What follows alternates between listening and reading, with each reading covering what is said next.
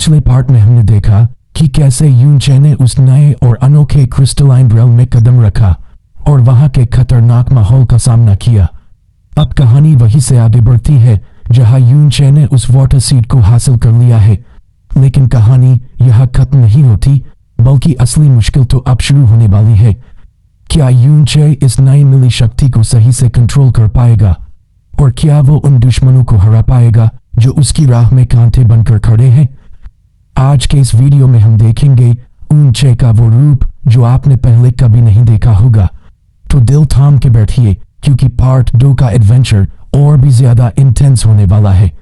चलिए शुरू करते हैं। सबके स्टार्टिंग में हम यहाँ पे देखते हैं कि यूशी जैसे ही उस वाटर सीड यानी कि वाटर बॉल को जैसे स्वॉलो करता है, इसके बॉडी में एक तेज हलचल होने लगती है। अचानक से पूरा का पूरा उसका शरीर झुकना शुरू कर देता है, जिसके चलते इसे पेन भी लग रहा था, पर कुछ देर तक ना उसे फील नहीं होता है। उसे लग रहा था कि इसकी मांसपेशियां से कूद रही है, लेकिन उसे दर्द नहीं हो रहा था। अचानक से वो अपनी मुट्ठी को टाइट कर लेता है और हम देखते हैं कि इसके आस पास काफी ज्यादा इंटेंस अमाउंट में जो मिस्टिक पावर है वो कैंसर होने लगती है, जो कि सीधे इसकी बॉडी में जाने लगती है। तभी यहाँ इसके आस पास काफी सारे वाटर पर्ल्स बनते हुए नजर आ रहे थे। अब तभी यहाँ हम देखते कि इसके सी ऑफ कॉन्शियसनेस के अंदर जा सब कुछ उथल पुथल हो चुका था, और तभी यहाँ पे हम उसी लिटिल गॉड के ट्री को देखते हैं, जिसके आसपास अब वाटर सीड पूरी तरीके से अपना जलवा बिखेर चुका था। चारों तरफ पानी ही पानी नजर आता है, जिसके चलते उसकी इम्यूनिटी भी काफी ज्यादा बूस्ट हो चुकी थी। तभी यहाँ जैस्मिन जो किसकी सी ऑफ कॉन्शियसनेस में रहती है, अचानक से वो फील कर पाती है कि इतनी ज्यादा एनर्जी के चलते वो इतने कम वक्त में ही स्प्रिट फेज में ब्रेक थ्रू कर चुकी है। अब यूनशी इस दौरान खुद को उसके सी ऑफ कॉन्शियसनेस में पाता है, जहाँ सब कुछ अचानक से शांत हो जाता है। तभी एक वॉइस उसे सुनाई देती है, जहाँ वो बंदा उसे कहता है फाइनली इतना इंतजार करने के बाद तो वो बंदा आ ही गया जो कि मेरे पावर को इनहेरिट करेगा। मेरे पावर के इनहेरिटर तुम्हारा यहाँ स्वागत है। इसी के साथ यहाँ पे एक तेज रोशनी छा जाती है। यूनशी जैसे अपनी आंखें खून के देखता है तो वो हैरान कर कहता है कि क्या आप सच में वही इविल गॉड हो? यहाँ उसके सामने एक छोटा सा सोल फ्रेगमेंट नजर आता है, जो कि एक बॉली शेप में था। वो कहने लगता है कि जिस सीड को भी तुमने स्वॉलो किया है उसके अंदर मेरी सोल का छोटा सा हिस्सा मौजूद था। तो अंदाजा भी नहीं हुआ कि मैंने तुम्हारे यहाँ पर आने की भी न जाने कितने कितने कितने सदियों का इंतजार किया है। इस साथ ही यूनशी कहने लगता है, तो इसका मतलब ये है कि आप ही वो क्रिएटर हो जिसने कि इस द सीक्रेट रिलम ऑफ तियांची को क्रिएट किया है ना? जिसमें वो कहता है कि हबोकल तुमने सही कहा, और अब जबकि जिस सीड को मैंने मेरे पीछे छोड़ दिया था उसने अपने ओनर को ढूंढ लिया है। ये जो मेरे सोल का छोटा सा हिस्सा है ना, ये बहुत ही जल्दी यहाँ से डिसअपियर हो जाएगा। थोड़ी देर के लिए अपने दिमाग को शांत करो और मुझे अपनी मेमोरीज में थोड़ी देर के लिए झांकने दो। तभी वो तेजी से ग्लो करते हुए इसके फोरे के जरिए से इसके कॉन्शियसनेस के अंदर पूरी तरीके से इसके साथ मर्ज हो जाता है। धीरे धीरे करके यहाँ इसकी काफी सारी मेमोरीज उसे दिखाई देती है। यहाँ पे अपने लाइफ के काफी सारे फेजेस को यूनशी भी देख पा रहा था, और यहाँ पे हम देखते हैं कि जो इविल गॉड है वो कहना लगता है कि मैं समझा तुम फाकी में एक ऐसा लड़की हो जो कि एक एक्स्ट्राऑर्डिनरी किस्मत को प्रोसेस करता है, और तुम्हारे पास और तुम्हारी मेमोरीज को देखने के बाद मैं फाकी में बता नहीं सकता कि तुम्हारे प्रति कितनी ज्यादा एक्सपेक्टेशन रखता हूँ। मुझे लगता है कि तुम्हारा फ्यूचर बहुत ज्यादा ब्राइट होगा। ये सारी बातें सुनकर यूनशी कहने लगता है कि मेरा फ्यूचर जो होगा वो देखा जाएगा, पर प्लीज इस वक्त वो बहुत ही ज्यादा खतरे में, ऑलमोस्ट वो मौत के मुंह में पहुंच चुकी है, प्लीज उसे बचा लीजिए। इस पे इविल गॉड कहने लगता है कि तुमने मेरी पावर को इनहेरिट किया है, जिसका मतलब ये है कि तुम मेरे मिशन के भी अब इनहेरिटर बन चुके हो, और अब तुम्हें इसे हर हाल में पूरा करना होगा। मैं तुम्हारी मदद करूंगा, और मैं अपनी बची कुची पावर के जरिए से तुम्हें एक ऐसे स्पेशल स्पेस में पहुंचा दूंगा जहाँ पर बस तुम 24 घंटे की नहीं रह सकते हो। इसे कैसे क्योर करना है ये भी तुम्हें वहीं पे पता लगाना होगा, जिसके बाद जैसे 24 घंटे पूरे हो जाएंगे तुम वापस से अपने माइनर वर्ल्ड में भेज दिए जाओगे। अब तभी हम देखते हैं कि यूनशी और जो किंग यू है दोनों यहाँ से टेलीपोर्ट होता जाती हजार क्लाउड कॉन्टिनेंट जो कि पैनारोमा नाम की एक जगह पे पड़ता है वहां पर पहुंच जाते हैं। यहाँ पे आते साथ ही यूनशी आसपास की जगह को देखने लगता है। इस दौरान यहाँ पर हमें एक छोटी बच्ची दौड़ती हुई नजर आती है, जो कि चिल्लाते हुए कहने लगती है कि प्लीज मेरी मदद करो, प्लीज इससे मेरी जान बचा दो। अब वो बच्ची दौड़ती हुई सीधा किसी और आ रही थी, जिस और यहाँ यूनशी और मिस किंग यू मौजूद थे। यहाँ पे यूनशी को इस लड़की की आवाज सुनाई देती है। तभी हम देखते कि वो लड़की दौड़ते हुए सीधा जमीन पे जा लेती है, और यहाँ इसके पीछे कुछ बदमाश पड़े हुए थे जिन्होंने कि यहाँ पे मास्क पहना हुआ था। इनमें से एक बंदा आ गया था, इस लड़की को उठा लेता है, हवा में इसे उठाते हुए कहने लगता है कि अब तुम्हें हमारे साथ चलाऊंगा। जो सुन के वो लड़की जिसका नाम सूलिंगर है वो कहने लगती है कि तुम लोग बुरे आदमी हो, मेरे फादर को अगर पता चलाना तो वो उन लोगों को पकड़ के ना बहुत मारेंगे और बहुत अच्छा सबक सिखाएंगे, इसलिए मुझे जाने दो। जस्ट मैं यहाँ ये मास्टरमाइंड कहने लगता है कि अच्छा ऐसी बात है, यही तो हम चाहते हैं कि तुम्हारा फादर यहाँ पे आए। मैं देखना चाहूंगा कि आखिर सोल है। इससे पहले कि वो कुछ कह पाता तभी यहाँ पर इस बंदे का एक सोल दार किक पड़ता है, ये काफी दूर ज्यादा सा है। और तभी हम देखते कि यूनशी यहाँ पे आते करते साथ ही उस लड़की को बचा लेता है। यहाँ पे वो सूलिंगर से कहने लगता है कि बच्ची चिंता मत करो, अब तुम्हें कोई भी कुछ नहीं करेगा, मैं यहाँ पे आ गया हूँ ना। अब ये जो मास्टरमाइंड है वो कहने लगता है कि आखिर ये लड़का कहाँ से आ गया। हाँ कहा ना तुम, मुना मत, ये लड़का हमारा है और ब्लैकवुड स्ट्रॉन्ग होल्ड के आसपास जो कुछ भी हम करते हैं ना वो सब कुछ हमारा अपना निजी मामला है, तुम होते कौन इसमें दखल देने वाले, तुम्हें मरना है। अब यहाँ पे यूनशी कहने लगता है कि देखो मेरे साथ एक छोटी बच्ची और इसके सामने खून खराबा नहीं करना चाहता, मैं तुम लोगों को जीने का एक मौका देता हूँ, यहाँ से वार्न कर रहा हूँ कि चुपचाप चले जाओ। ये सुनकर इनका लीडर हंसता है और कहता है एक लेवल 1 के स्प्रिट फेस का कल्टीवेटर, वो ये सोचता है कि वो यहाँ हमारे सामने हीरो की दिखाएगा। कहते साथ ही वो अपने वेपन को निकाल लेता है। इससे पहले ही वो कुछ कर पाता है यूनशी जाता है और इसको घुमा के एक जोरदार पंच मारता है और इसको फ्लाइंग जेट बना देता है। तो देखते साथ ही इसके साथियों की होश हो चुके थे और अब ये लोग भी यहाँ से उल्टे पहचान मचा के भाग रहे थे। जिसके बाद यहाँ पर वो सूलिंगर को हाथ पकड़ते साथ ही सीधा वही नहीं आता है जहाँ पर की मिस किंग न्यू मौजूद थी और तभी वो कहने लगता है लेकिन ननी बच्ची तुम्हारी जो बिग सिस्टर है ना उसकी तबीयत बिल्कुल भी ठीक नहीं है, तो मुझे पहले उसका ख्याल रखना होगा, ठीक है। जिसके बाद मैं तुम्हें तुम्हारे घर जरूर ले जाऊंगा। अब लिंगर उसकी बात सुनकर हाँ में जवाब दी थी और जैसे ही मिस किंग को देखती है ना तो वो कहती कि सरती हो ये कितने ज्यादा खूबसूरत है, एक बात बताइए आखिर ये जमीन पर ऐसे लेटी क्यों है, क्या इन्हें तकलीफ हुई है, क्या इन्हें चोट रखी है। जिससे वो हाँ में जवाब देता है और तभी वो किंग यू के पास बैठकर अपने पावर्स का यूज करके उसे हील करना शुरू कर देता है। इस दौरान लिंगर बहुत ही क्यूट वे में अपनी प्यारी प्यारी निगाहों से यहाँ यूनशी को देखी जा रही थी, जो देखकर वो कहता है कि हाँ तुम ऐसा क्या देख रही हो। जिसमें वो कहती है कि पता नहीं क्यों लेकिन जब मैंने आपको पहली बार देखा ना तो मुझे ऐसा लगा कि आप मेरी बहुत क्लोज हो, ऐसा लगा कि जैसे मैं आपको आज से नहीं बल्कि काफी लंबे अरसे से जानती हूँ। जिस पे यूनशी कहता है कि शायद ऐसा इसलिए कि शायद हमारे किस्मत पे मिल रही था कि हम ऐसे एक दिन यहाँ जरूर मिलेंगे और मेरा नाम यूनशी है, तुम्हारा क्या नाम है। जिस पे वो स्माइल करके भी बताती है मेरा नाम सूलिंगर है। अब उस सूलिंगर का नाम सुनते साथ ही यूनशी कंप्लीटली स्पीचलेस हो जाता है। वो शॉक्ड और कहता है कि क्या वाकई में तुम्हारा नाम सूलिंगर है। जस्ट तो वो हाँ में जवाब देती है और काफी इनोसेंट वे में पूछती है कि बात बताओ कि कोई गड़बड़ है, ये नाम आपको पसंद नहीं आया। तभी यूनशी को अपने पास लाइफ का एक छोटा सा फ्लैशबैक आता है जहाँ उसके सामने सूलिंगर मौजूद थी और वो बहुत प्यार से यूनशी का नाम लेती है। अब यहाँ हम देखते हैं कि यूनशी जो है वो सीधा लिंगर के पास जाने लगता है, उसके पास जाके बैठ जाता है और कहने लगता है कि लिटिल लिंगर क्या तुम मुझे बता सकती हो यार तुम आए कहाँ से हो। जस्ट पे होती प्यारे अंदाज में लिंगर बताने लगते कि मैं अजोर क्लाउड कॉन्टिनेंट से आई हूँ और मेरा जो घर है वो इसी ग्लैनबेक माउंटेन के बिल्कुल नीचे मौजूद है। यहाँ पे जैसे यूनशी ये सुनता है ना तो वो हैरानी के साथ कहता है कि क्या ये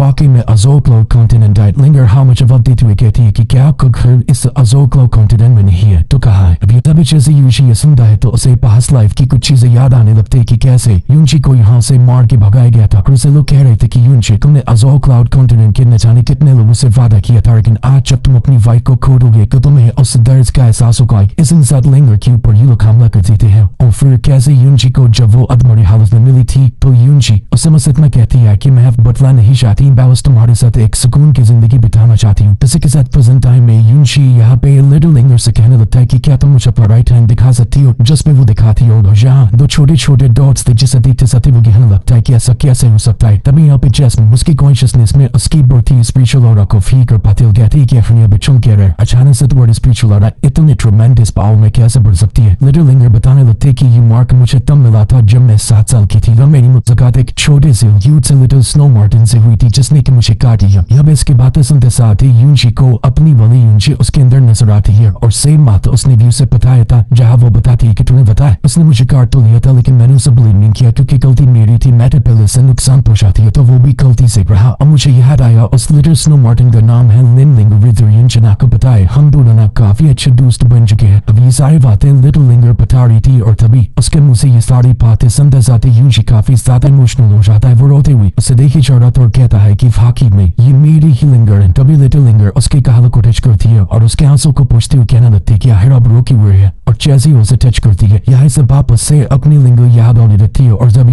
वो उसे काफी जोर से हक कर लेता है कहने लगता है कि पूछा समझ नहीं आ रहा कि आखिर ये इल्यूजन कैसा है, पर वो समझ गया कि तुम मेरी ही लिंगर हो। इसके बाद वो काफी ज्यादा इमोशनल हो चुका था। तभी यहाँ पे लिटिल लिंगर कहती है कि ब्रदर यूनचैन आप मुझे हर्ट कर रहे हो। तो उस पे यूनशी को रियलाइज होता है कि हाँ यार है तो अभी वो छोटी सी बच्ची, तो वो सब माफी मांगता है। चाहते वो काफी ज्यादा इमोशनल हो जाता है। जिस पर लिटिल लिंगर से पूछते कि आखिर वो रो क्यों रहा है तो वो बताता है कि असल में तुमने मुझे मेरे एक बहुत ही इंपॉर्टेंट पर्सन के बारे में याद दिला दी है। तभी यहाँ वो लिंगर का फादर ढूंढते हुए उसे यहाँ पे आ जाता है और अपने फादर को देख के साथ ही लिंगर उनके पास जाकर उन्हें हक कर लेती है। उसका फादर उसे लेकर काफी ज्यादा फिक्रमंद होता है और उसे कहता है कि अब तुम अचानक से कहाँ चली गई थी। जिस पर लिंगर सारी बात बता देती है कि वो अकेले खेल रही थी। फिर कुछ गुंडों ने उसका पीछा किया और फिर ब्रदर यूनचेन ने इसकी जान बचाई। का फादर फिलहाल के लिए जो बिग सिस्टर है उनकी तबीयत बहुत ज्यादा खराब है, हम इनके लिए कुछ नहीं कर सकते, क्या आप इनकी मदद नहीं कर सकते? जस्ट बस का फादर कहता है कि क्यों नहीं, और तभी वो यूनशी के पास आकर कहने लगता है कि यंग फ्रेंड मेरी बेटी की जान बचाने के लिए आपका बहुत शुक्रिया। अब मैं चाहता हूँ कि प्लीज मुझे भी इस एहसान को उतारने का एक मौका दिया जाए। अब लिंगा का फादर यूनशी और यहाँ पे किंग यू इन दोनों को अपने घर ले जाने का ऑफर देता है, जिस पे वो मान जाता है और लिंगा काफी ज्यादा खुश हो जाती है और कहती है कि ये ब्रदर यूनशी अब मेरे घर आएंगे, हम साथ भी खेलेंगे। इसके बाद हमें ग्रैंड वे क्लैन का सीन दिखाया जाता है जहाँ काफी बड़ी बड़ी घर मौजूद थे और ये जगह दिखने में बहुत ज्यादा खूबसूरत लग रहा था, जहाँ यूनशी मिस किंग यू और बाकी सभी लोग पहुंच जाते हैं। अब तभी हम काउंसिल चैम्बर के पास पहुंच जाते हैं जहाँ पर ग्रैंड वे क्लैन की जो मेन फैमिली के मेंबर से वो रहा करते हैं और यहाँ आते साथ ही इस चक्के को देख कर यूनशी भी इसकी तारीफ करता है और बताता है कि आपका ये क्लैन नाम बाकी ऑर्डिनरी क्लैन से काफी ज्यादा खूबसूरत है। अब तभी यहाँ पे हम देखते हैं कि जो लिंगर का भाई है वो आ जाता है, क्योंकि यहाँ पर नाटक करते हुए कहने लगता है कि अरे मेरी बहन लिंगर, मैंने सुना कि तुम्हारी जान खतरे में अभी, तुम्हें पता है मैं कितना ज्यादा परेशान हो गया, सच कहूँ तो तुम्हें सही सलामत देखकर मेरी जान में जान आई, तुम्हें पता भी है मैं कितना ज्यादा परेशान हो गया था। अब यहाँ पर लिंगर से देखते साथ ही चिकने लगती है, तभी यहाँ पर उसका फादर बताने लगता है कि चिंता मत करो, मैं बिल्कुल सही सलामत है, इन्हीं लोगों ने लिंगर की जान बचाई है। अभी सुल्हारान जैसे ही मिस किंग यू को देखता है ना तो वो भी इसकी खूबसूरती में खो जाता है, तो यहाँ पर किंग यू की हालत बिगड़ जाती है, जिसे देखते साथ ही यूनशी कहने लगता है कि प्लीज लैंड लीडर क्या मेरी मदद कर सकते हैं, हमें जल्द से जल्द किंग यू को ठीक करना होगा। जिस पर लिंगर का फादर हारान से कहने लगता है कि जल्द से जल्द जाओ और ब्रदर यून और उसकी वाइफ को ड्राइडन रोस्ट पवेलियन में ले जाओ, जिस पे वो मान जाता है, इन दोनों को यहाँ से ले जाता है। साथ ही लिंगर का फादर से वार्न करते हुए कहता है कि बाहर बहुत ज्यादा खतरा है, तो बेहतर यही होगा कि तुम अब से बाहर नहीं जाओगी। अब तभी यहाँ पर ही लोग सीधा ले जाकर मिस लिंगर को उसके बिस्तर पे बिठाती थे। अब यह हारान जो कि 1 नंबर का ठरकी है वो यहाँ पर मिस किंग यू को देखकर मुनी बनने लगता है कि जरा देखो तो ये लड़का कितना बड़ा वाला खिलाड़ी है, इस जैसे अनाड़ी की नसीब में ऐसी खूबसूरत लड़की कैसे पड़ सकती है। यहाँ पर हम देखते हैं कि वो सब घूरना शुरू कर देता है, तभी यूनशी जो कि इसकी तरफ देख कर भी नहीं कहने लगता है कि हारान अगर तुम्हारा काम हुआ हो तो तुम यहाँ से जा सकते हो, जिसपे वो कहने लगता है कि हाँ वो तो मैं चलना चाहूंगा, लेकिन मैं कुछ कहना चाहता हूँ, अगर आपकी वाइफ ज्यादा तेज तो ऐसे कॉन्शियस रही है तो इसका मतलब ये है कि इसे काफी ज्यादा इंजरीज हुई होंगी ना, वो भी इंटरनल इंजरीज। खुशकिस्मती से मुझे कुछ ऐसे मेडिसिन का पता है कि जिसके जरिए से इन्हें क्योर किया जा सकता है, पर उससे पहले मुझे जरा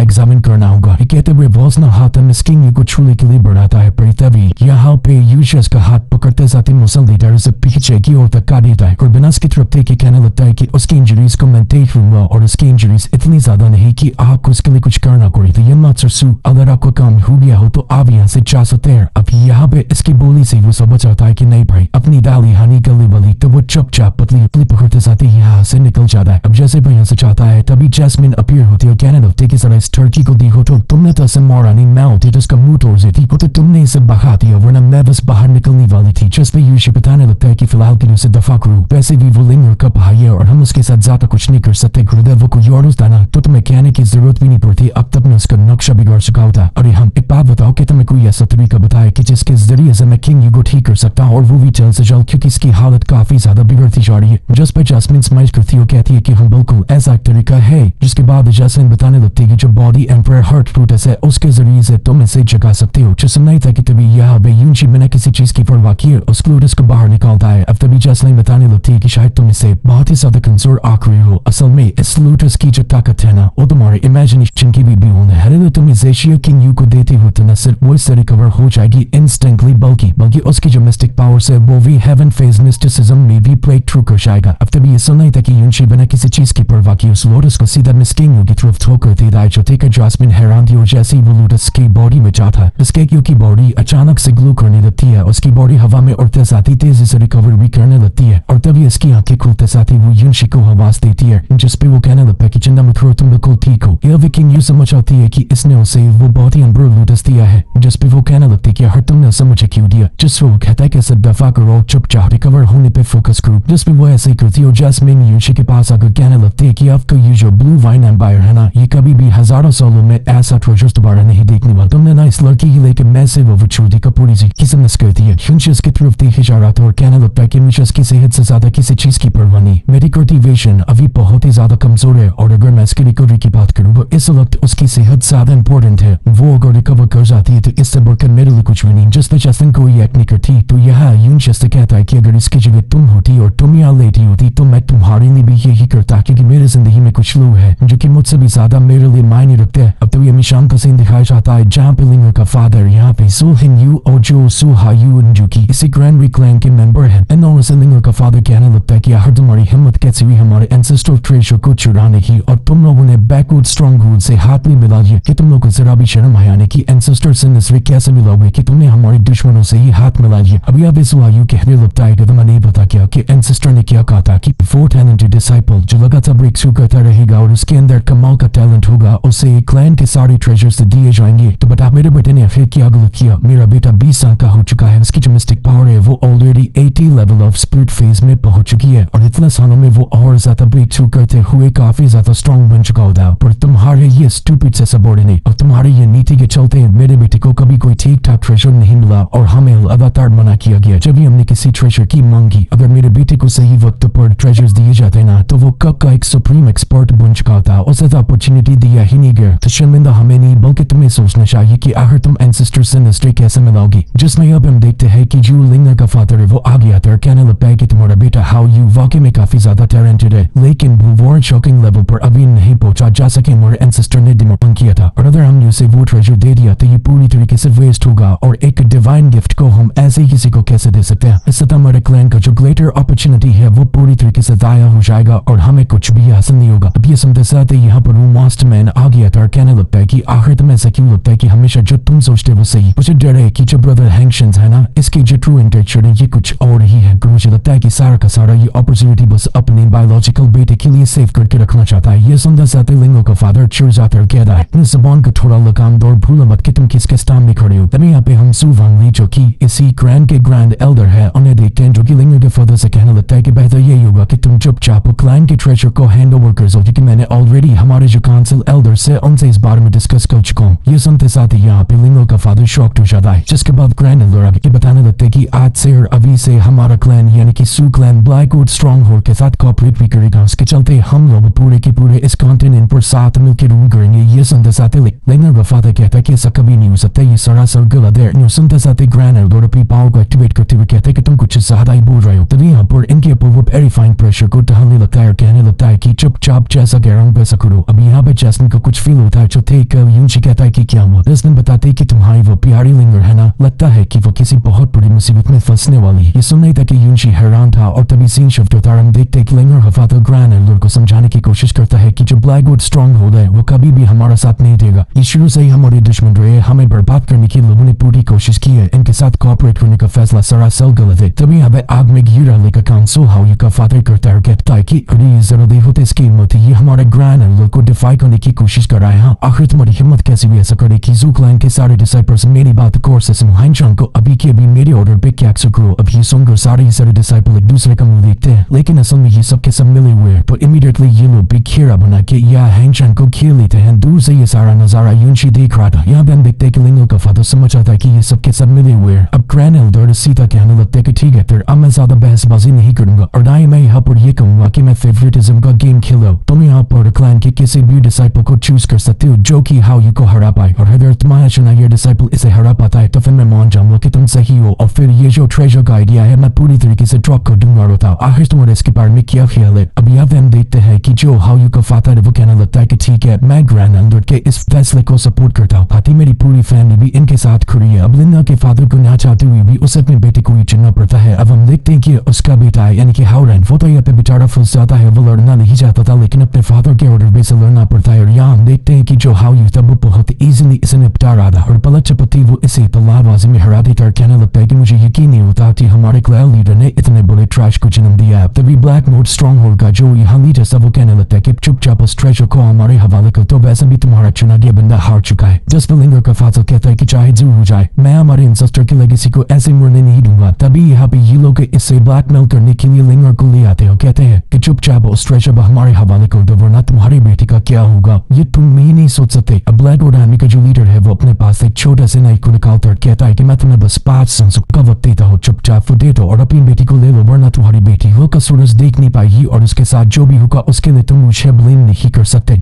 कहते हुए वो यहाँ पर ओल्ड गिनती गिनना शुरू कर देता और कहता है कि तुम्हारे पास बस 5 साल से जितना वक्त है, जिसके बाद तुम्हारी बेटी को मैं खत्म कर दूंगा। और ऐसे ही वो ओल्ड गिनती शुरू करता है। ये देखकर लिंगर का फादर काफी ज्यादा पैनिक हो जाता है और यहाँ ये इसे बहुत बुरी तरीके से फोर्स करता है, जिसके चलते यहाँ पे लिंगर के फादर को मानना पड़ता है और कहता है कि ठीक है मैं तुम्हें देता हूँ पर मेरी बेटी को कुछ मत करना। मैं मान गया, मैं तुम्हारी सारी शर्तें मानता हूँ। पर तभी यहाँ बीच में यूनशी काफी कूल विन एंट्री मारता है और आते साथ ही हमारी जो लिटिल लिंगर है उसे इनकी जगहों से छुड़ाकर वापस ले आता है, जो देखकर सभी कहता है कि आखिर ये कौन है। अब यहाँ पे जो ब्लैक बोर्ड सॉन्ग होते बिन बजते हुए अपने लीडर को बताते कि ये वही लड़का है जिसने की हमारे भाइयों को बहुत बुरी तरीके से मार के इंजोर किया। तभी यहाँ पे सुहायू कहने लगता है कि देखो लड़के चुपचाप यहाँ से निकल जाओ, ये हमारे क्लैन का निजी मामला है। जस्ट यूनशी कहता है कि अच्छा तो तुम ही हो वो सुहायू, हाँ तुम्हारे बारे में बड़ी चर्चा हो रही है, चलो मैं देखता हूँ कि तुम्हारे नए स्किल्स कितने कमाल के। आता जो फाइट करता है यहाँ पे वो जो मास्टरमैन था यानी वो जो लीडर था वो से इशारा करती कहता है कि इसे उड़ा तू। तभी वो मान जाता है और यहाँ लिंगर से हमारा यूनशी कहता है कि तुम चुपचाप अपना इंतजार करो, मैं सर ने सबक सिखा के आता हूँ। जिस पर लिंगर अपने फादर के पास चली जाती है और तभी यहाँ पे यूनशी कहता है कि हाँ तो बताओ यूएन तुम कौन से गाल लाल करवाना चाहोगी। खैर छोड़ो, मैं तो दो को लाल करके रहूंगा और सिर्फ लाल ही बल्कि नीला पीला करके छूंगा। समय तक हाउ को काफी गुस्सा आता और वो सीधा अपनी स्वॉर्ड को लेकर उस पर हमला करता है, लेकिन यूनशी उसके हर एक अटैक से डॉज करते हुए घुमा के एक जोरदार 5 फिस्ट अटैक उसके पेट में जड़ता है, जिसके बाद वो उसे एक पंच में ही फ्लाइंग जट बना के काफी दूर फेंक देता है, जो देखकर हाउ के फादर और बाकी सबको काफी गुस्सा आता है। कहता है कि माता मैं जान से मार दूंगा। अब सबके सब उसके ऊपर टूट पड़ते हैं, लेकिन हवा यूनशी भी निकालता है अपने हैवी रूरल को और लेते साथ ही यहाँ पे अपने स्वॉर्ड स्किल्स का यूज करते हुए बहुत बुरी तरीके से इसे भी इंजर्ड कर देता है और सीधा इसे भी वही पहुंचा देता है जहाँ पर इसने हाउ को भेजा था। ग्रैंड और लोड अपनी कुर्सी छोड़ के खड़े हो जाते हैं, हैरान थे कि हाउ लगता है कौन। लिंगर्स तो खुशी के मारे झूम होती है। ग्रैंड और के सामने यूनशी हते जाते कहता है कि हाँ तो ये है आपका सो कॉल्ड ही की बोलती बंद हो जाती है। तभी यूनशी कहता है कि बताइए आखिर आपने क्या फैसला किया। आपने तो कहा था ना कि अगर जो भी इसे हरा देगा तो आप अपने फैसले को वापस ले लोगे, जिस पे वो कहता है कि पर तुम तो हमारे क्लैन मेंबर नहीं हो। जस्ट मैं यहाँ भी यूनशी हंसता है और कहने लगता है कि अरे मुझे लगता है कि क्लैन लोगों को किसी ने इन्फॉर्म नहीं किया। आपको नहीं पता कि असल में क्लैन लीडर ने ऑलरेडी उसे अपने दामाद बनाने का फैसला ले लिया है और अपनी बेटे का हाथ मेरे हाथ में दे दिया है और जब मिसू अडल्ट हो जाएंगे उसके बाद हम शादी कर लेंगे। पर फिलहाल के लिए मैं उनका जमाई बन चुका हूँ। बताइए कि अब भी मैं इस क्लैन का मेंबर नहीं हुआ। ये सुनकर ग्रैंड लड़की सतत चुकी देर वो कहता है कि बकवास बंद करो, जिसके बाद वो लिंगर के फादर से पूछता है और कहता है कि बताओ आखिर ये क्या बोल रहा है, ऐसा क्या हो सकता है कि मुझे ग्रैंड लड़को बताए बिना तुम अपनी बेटी का हाथ किसी को भी दे सकते हो। हाँ तभी यहाँ पे हम देखते हैं कि जो लिंगर के फादर है उनकी बोलती बंद हो जाती है, जिसके चलते सभी को लगता है कि शायद यूनशी झूठ बोल रहा है। तभी यहाँ पे लिंगर का फादर कहता है कि ये सच कह रहा है, इसने मेरी बेटी की जान बचाई और ये काफी अच्छा नौजवान है और इसलिए मैंने डिसाइड किया है जब मेरी बेटी 16 साल की हो जाएगी तो तब मैं इसका हाथ उसके हाथ पे सौंप दूंगा, यानी कि जब ये अडल्ट हो जाएंगे तो तब हम इनकी शादी करवा देंगे। पर फिलहाल के लिए मैंने ऑलरेडी इसे अपने दामाद के रूप में एक्सेप्ट कर लिया है। यहाँ पे हम देखते कि ग्रहण एंड फिर भी रेजिस्ट करते हैं, जिस पे अब लिंगर के फादर की सटक चुकी थी और क्लैन लीडर होने के नाते वो कहता है कि अगर आप बोल कह रहे हो मुझे मेरी बेटी का हाथ किसी को देने के लिए आपके परमिशन की जरूरत है। हाँ अब सभी की बोलती बंद हो चुकी थी। तभी अब यूनशी यहाँ लिंगर के फादर ने लोग कहते हुए शुक्रिया अदा करता है और तभी मन में कहता है कि लिंगर अगर जिंदगी ने वाकई में मुझे कॉल मौका दिया है तो मैं तुम्हारे लिए वो सब कुछ करना चाहता हूँ जो कि मैं नहीं कर पाया। लेकिन डेडवुड सॉन्ग का जो लीडर था ना वो आते साथ ही यहाँ यूनशी के पर हमला कर देता है। यूनशी बिहेवियर रूलर के जरिए से उसके पर हमला करता है, तभी एक बैरियर को भी वो थे पास बना लेता है, लेकिन इसके अटैक एंड बैट काफी ज्यादा था और यूजुअल मानना था ये किसी वेनम की तरह था जो कि किसी लिक्विड का फॉर्म लेते साथ ही वापस से अपने सॉलिड फॉर्म में आ जा रहा था। इसी के चलते यूनशी को फाइट करने में दिक्कत आती है। अब ये बंदा यूनशी के पीछे हाथ धो के पड़ जाता है। स्कमाडो यूनशी को जकड़ते साथ ही हवा में उठा लेता है। अब यह लिंगर का फादर उसे बचाने जाता है, लेकिन ग्रैंड और लोड इसे मार के दूर फेंक देते हैं, जिसके बाद वो यहाँ पर अपने काफी सारे शार्प नीडल जैसे ऑब्जेक्ट को क्रिएट करते हुए सीधा यूनशी की पर हमला कर देता और कहता है कि आज से ब्लैकवुड स्ट्रॉन्गहोल्ड का सब कुछ हुआ, यहाँ तक कि ये क्लैन भी। और जैसे ही अटैक उसे लगने वाले थे तभी यहाँ पर हम ब्लू फिनिक्स को देख पाते हैं, यानी कि वही आइस फिनिक्स जो कि मिस किंग यू का है और यहाँ आते साथ ही इसके अटैक को डिस्ट्रॉय कर देता है। मिस किंग यू को जैसे सही सलामत यूनशी देखता है तो उसके चेहरे पर एक काली सी स्माइल आ जाती है। क्या मिस किंग यू के इस कमाल की एंट्री के साथ हमारा आज का ये एपिसोड यहीं पे एंड होता है। आज का ये पार्ट कैसा लगा मुझे नीचे कमेंट बॉक्स में जरूर बताना। अगर वीडियो अच्छी लगी हो तो लाइक बटन दबाना मत भूलना, क्योंकि आपका एक लाइक मुझे अगला पार्ट जल्दी लाने के लिए मोटिवेट करता है। और अगर आपने अभी तक चैनल को सब्सक्राइब नहीं किया है तो फटाफट कर लीजिए ताकि आप कोई भी अपडेट मिस ना करें। मिलते हैं बहुत जल्द अगले पार्ट में, तब तक के लिए बाय बाय और अपना ख्याल रखें।